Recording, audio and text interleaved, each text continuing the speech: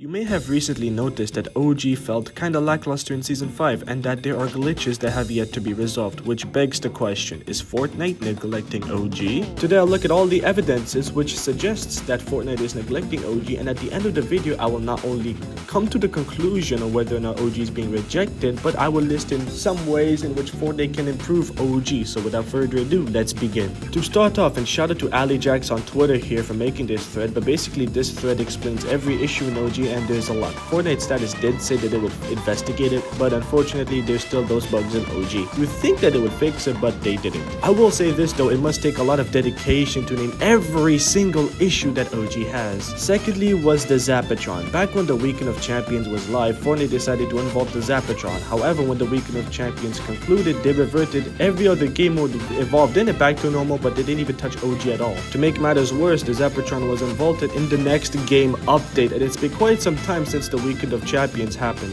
Finally is Nathaniel the Cube. Now you may be wondering, how? He's different. Well, when he was first leaked, there was no teasers from Fortnite, and the one time they acknowledged it was when he appeared. To add on, when they changed the thumbnail for both build and zero build for OG, all they did was use the same replay shot of Nathaniel and slap the words OG on it. That's literally all they did. Hey there, editor here. So I forgot to add one more thing. Turns out they were adding the billboards for which exotic weapon to have in OG, and the billboards are currently broken, so that's another glitch to add to the list.